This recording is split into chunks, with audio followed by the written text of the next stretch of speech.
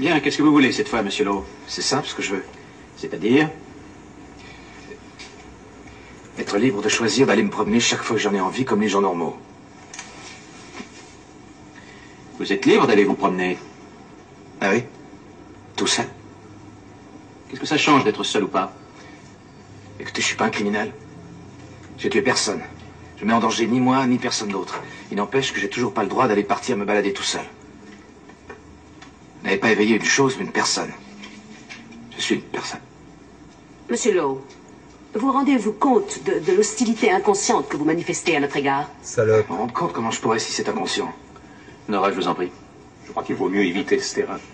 Je serais curieux de savoir ce que vous voudriez faire si vous sortiez. J'irai me promener, je regarderai les choses, je parlerai aux gens. Je déciderai tout seul d'aller soit à droite, soit à gauche, soit tout droit. Je ferai toutes les choses qui vous semblent banales ou évidentes. Et c'est tout. C'est tout. Bonjour, on est le 7 juillet 2017, donc j'espère que vous allez bien.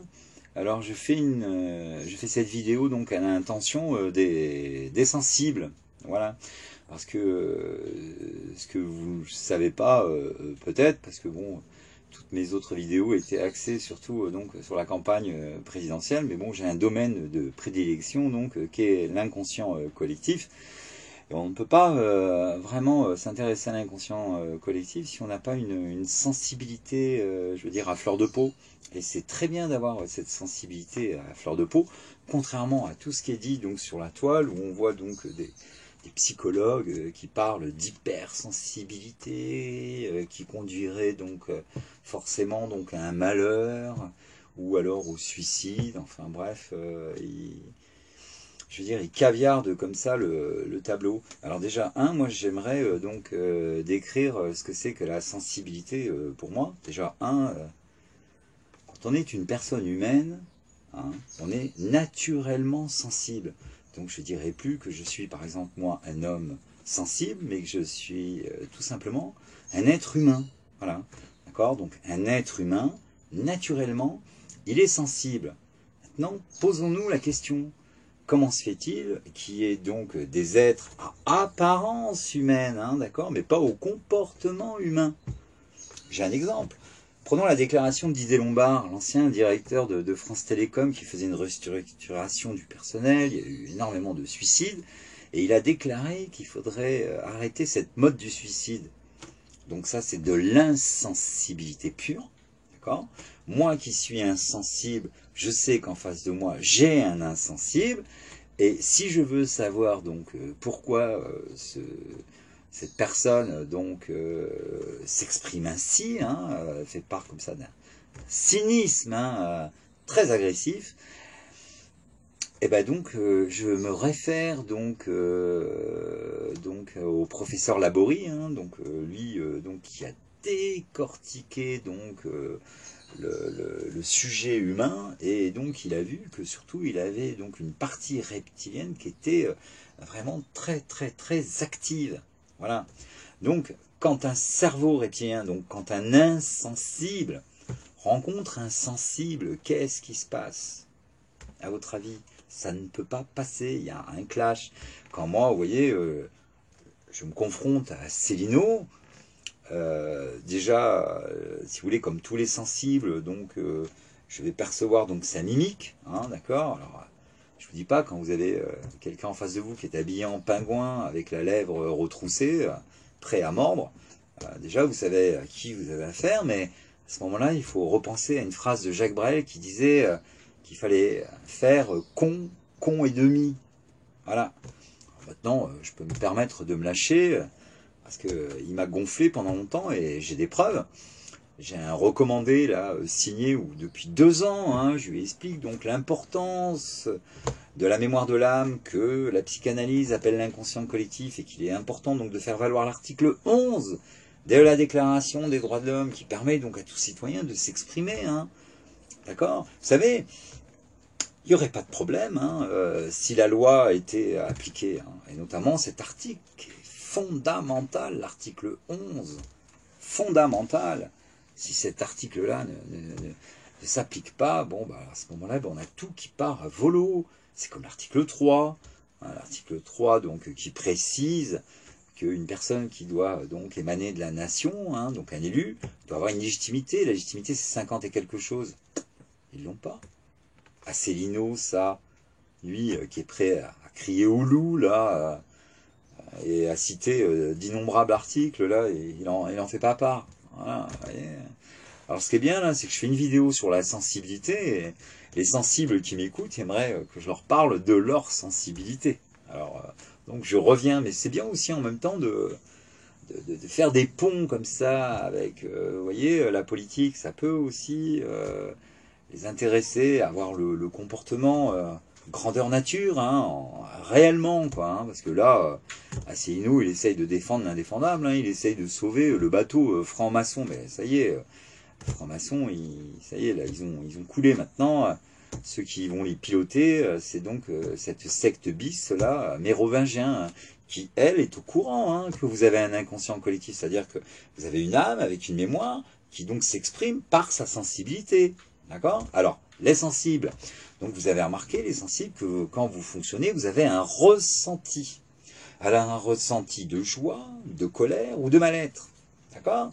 Alors, ce ressenti, en fin de compte, c'est un code, et il faut mettre des mots sur les mots, MAUX. D'accord? C'est ça que vous essayez de faire. Alors, il y avait des grands sensibles comme Barbara.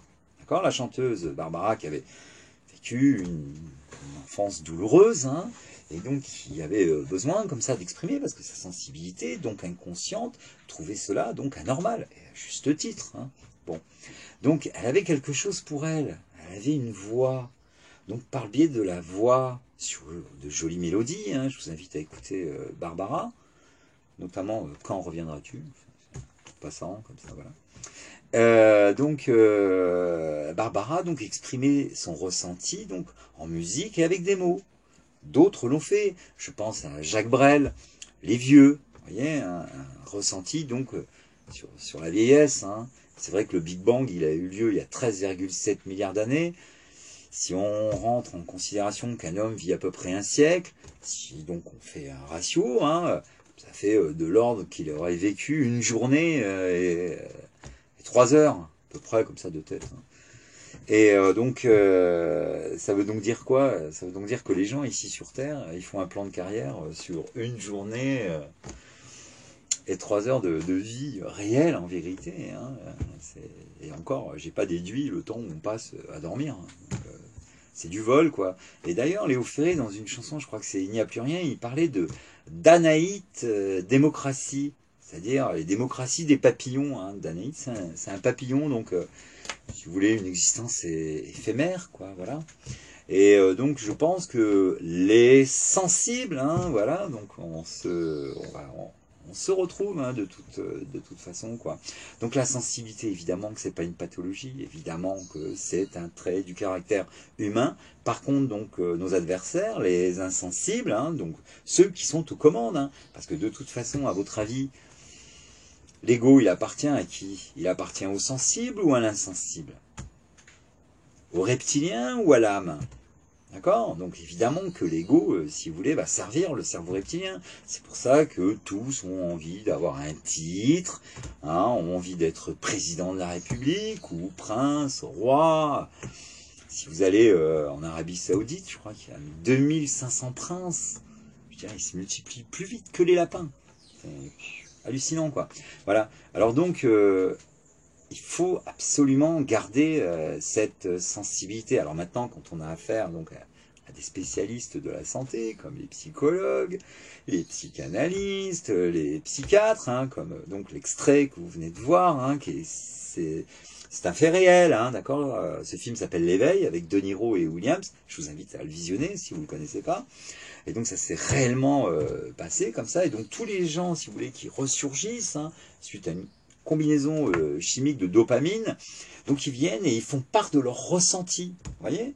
Et donc on a une science quand même qui est cynique, hein, puisqu'à un moment donné, la psychiatre elle dit mais vous vous rendez compte la façon inconsciente que vous avez de vous heurter à nous. Et l'autre, donc de suite, il rappelle, attends, on rentre pas sur le terrain de l'inconscient, s'il te plaît, là.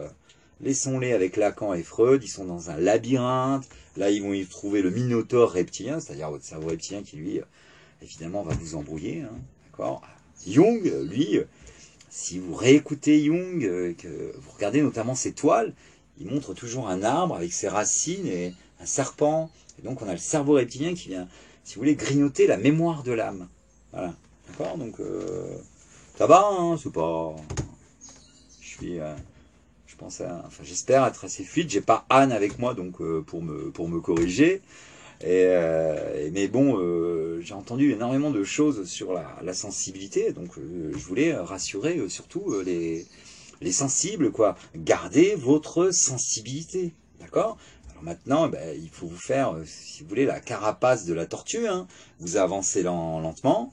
Quand vous ressentez du venin, c'est du venin, hein, dites-vous le bien, mais dites-vous que vous avez en face de vous donc un futur psychopathe, un cerveau reptilien, mais que donc c'est, vous savez, la piqûre de moustique, quoi. Hein, sur le coup, ça irrite, ça gonfle, puis après on y met un petit peu de chaleur. Vous voyez les mots qu'il faut, hein, donc hein, je code et vous décodez, hein, et puis hop, ça passe, quoi. Voilà. Et c'est vrai que bon, il y a un homo cognitus qui avait un langage cognitif il y a 2000 ans, il nous avait prévenu, hein. Voilà, que je t'envoie donc comme un agneau, hein. Donc vous connaissez l'adage inconscient qui dit doux comme un agneau. Donc voilà, que je t'envoie comme un agneau ou une agnelle parmi les loups, hein. D'accord. Donc parmi les insensibles, hein, des Hollande, des Macron, des Attali, des Asselineau, c'est eux, vous comprenez, il faut être un cerveau reptilien pour monter une structure comme ça, qui fixe ensuite les gens dans une charte et qui les empêche donc de bouger. Voilà. Alors les insensibles, j'arrive à la fin de mon temps, parce que je fais des petites vidéos, quoi, voilà. Je vous invite à aller visionner mes vidéos sur l'inconscient collectif, d'accord, ou la mémoire de l'âme. Donc il y en a 3.